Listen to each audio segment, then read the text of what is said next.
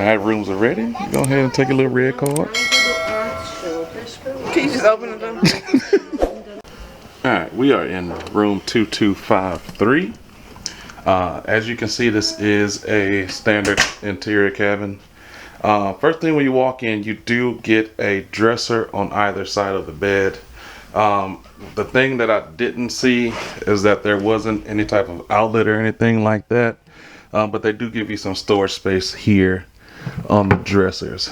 You do also have lights behind the backboard, which do come on when you turn on the lights to the room.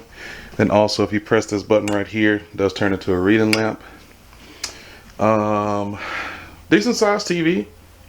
I'm actually surprised by that.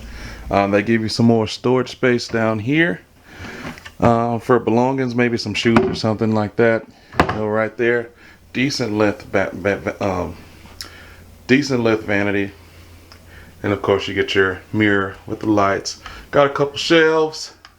They give you, water that you can purchase. Remember, if you are red or above, you do get a complimentary water, and you can redeem those at the bar.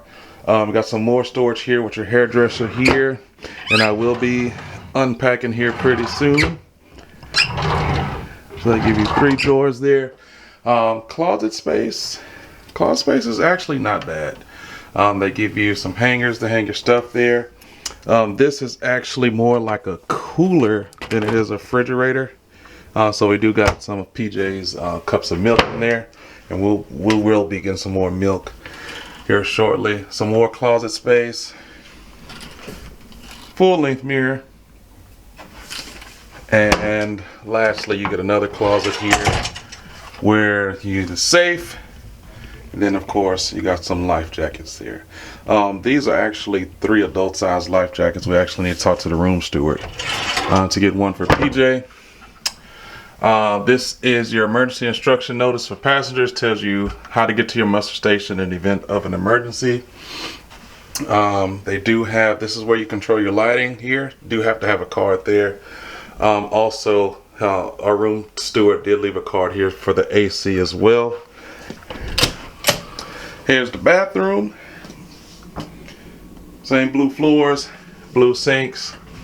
Nice big mirror though. And you do get an outlet here for shaving. Couple more shelves there. Towels, toilet, and of course the shower on some. And to think that if they renovated this ship, they put $200 million into this ship. Some doors would have been nice, but I mean, we got curtains, so it is what it is. Then of course you got your shampoo gel and your shower gel. You got your shower head that's detachable, and of course you got clothesline. Down here they do have trash, Kleenex, extra toilet paper and Kleenex there if you need it.